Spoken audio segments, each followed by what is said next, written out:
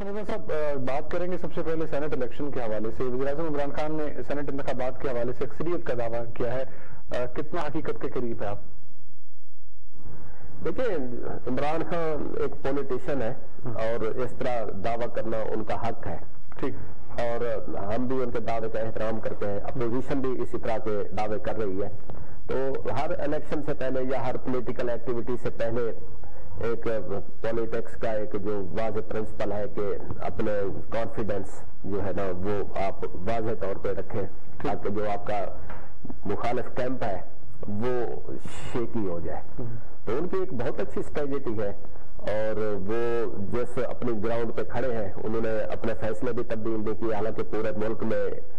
ان کے جو ٹکٹوں کی تقسیم کے حوالے سے کافی کارکنوں میں احتجاج ہو رہا ہے اور پارلیمنٹیرین آن دا ریکارڈ آ کے میڈیا کے سامنے جا کے باتیں کر رہے ہیں کہ جی یہ کس طرح کی ٹکٹوں کی تقسیم ہوئی ہے. لیکن عمران خان صاحب نے اس پہ بھی کوئی کمزوری نہیں دکھائی اور وہ اپنے فیصلے پہ ابھی تک ڈٹے ہوئے ہیں. لیکن پوری قوم اس وقت خاص کر اسلام آباد کی سینٹ کی سیٹ کا جو ہے نا مارکا وہ دیکھ رہی ہے, جس میں یوسف گیلانی صاحب اور ان کے ماتحت ایک جو ان کے قبیلہ میں وزیر تحفیظ شیخ صاحب, ان کے درمیان مقابلہ ہے. کانٹے کا مقابلہ, کانٹے کا مقابلہ بھی ان کے نمبر گیم بہت ٹائٹ ہے اور اگر گیلانی صاحب جیتتے ہیں تو وہ تھوڑے ووٹوں سے اور کی سگنیفیکینس تھوڑی C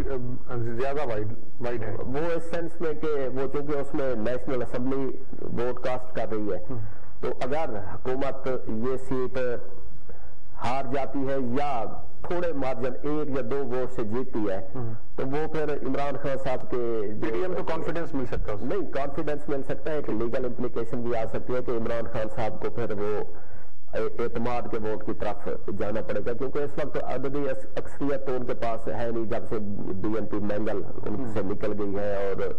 M Q M back benches پہ بیٹھی ہے. بہرحال یہ جو سینٹ الیکشن ہے یہ تاریخ میں پہلی دفعہ ایک بہت ہی جاندار قسم کا سینٹ الیکشن ہو رہا ہے اور عمران خان صاحب کے دعوے کا جو ہے نا ہم بہت احترام کرتے ہیں.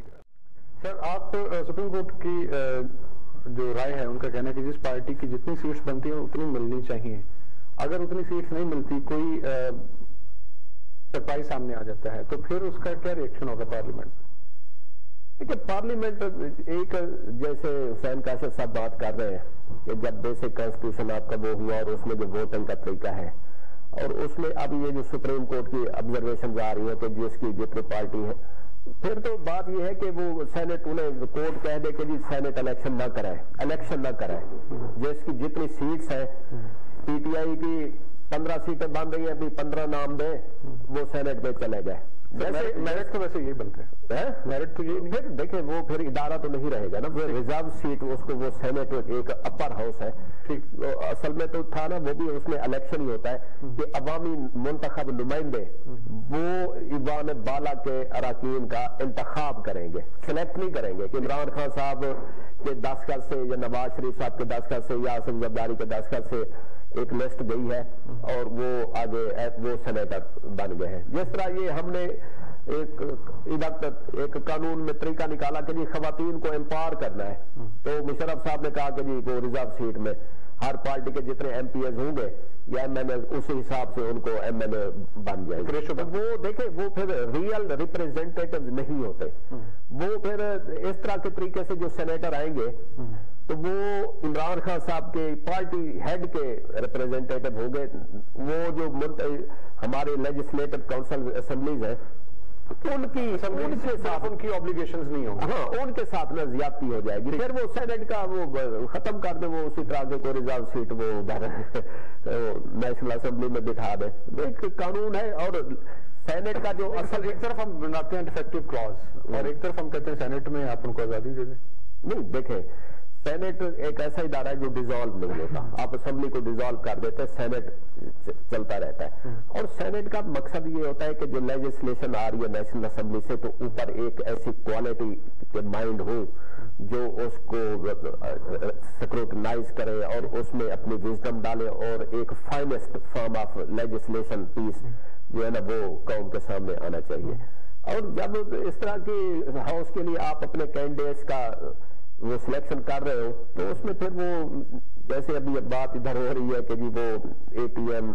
या पैसे खर्च करके इस तरह की पार्टीज को भी डिस्करेज करने चाहिए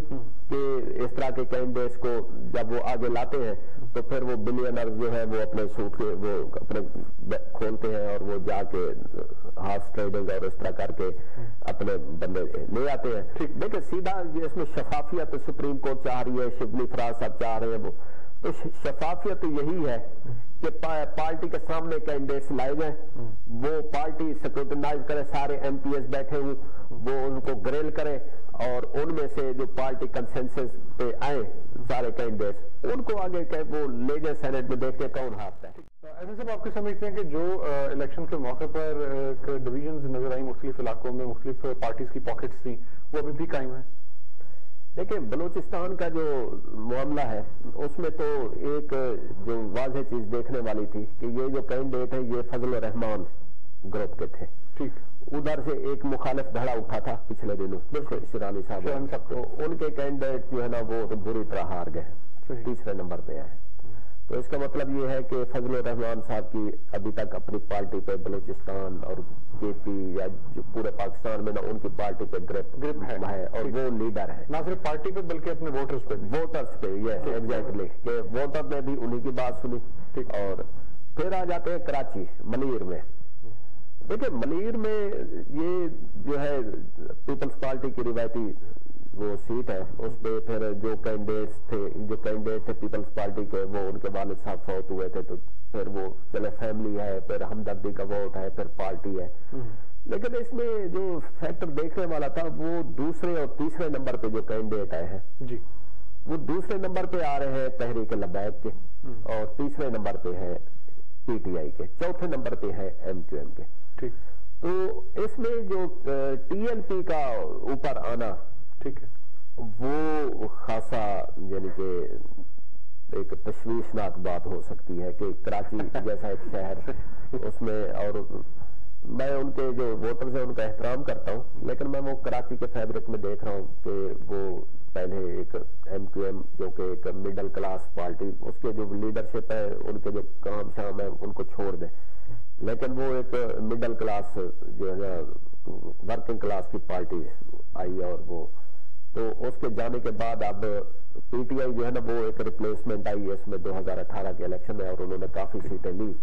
लेकिन अब 2021 में आके वो तीसरे नंबर पे आ रहे हैं। ठीक, तो ये जो सिंध में खासकर इनकी PTI की लीडरशिप है उनके लिए ये सोचने का मकाम है। वो अक्सर यानी उस पोजीशन को जो गेन किसी सस्टेन नहीं कर पाए, सस्टेन नहीं लूज कर रहे हैं वो, यानी कि बहुत नीचे चले गए हैं। और फिर आज सांगढ़ में ये इंटीरियर सिंध हो जाता है तो वहां पे कोई अपसेट की तवक्को नहीं थी और कोई कांटेदार मुकाबला भी नहीं हुआ। अभी बात कर रहे थे सैफ साहब के जी हमने वो पार्टी का वो बना लिया, ये होता रहा है कि जिस पार्टी की हुकूमत है ज़िमनी इलेक्शन ये फार्मूला था कि जी अब तो ये इन्हीं की चली जाएगी। सर आप क्या देखिए, एक है सियासी मजहबी जमातें, सियासी मजहबी जमातें, एक है रिलीजियस फैक्टर, रिलीजन का फैक्टर। वो रिलीजन जो है ना वो आपकी हर सियासी चाहे लेफ्ट है चाहे राइट है उसमें घुसा हुआ है। ठीक है, इमरान खान साहब ने वो जो 11 अक्टूबर वाला मशहूर जमाना जलसा साहब के सामने नमाज पढ़ी, ठीक, उनकी स्पीच जो शुरू होती है कहाँ से होती है, एक खुतबे से होती है सरमन, और हर उसकी पार्टी की पॉलिसी में स्पीचेस में रिलीजन का बहुत ज्यादा इस्तेमाल होता है। ठीक है, तो वो एक जो देखते हैं कि वोटर की इंक्लिनेशन, हाँ जो सियासी मजहबी जमातें हैं वो कोई बहुत ज्यादा सियासी नहीं है। ठीक है, वो जरा उनमें वो इंफ्रास्ट्रक्चर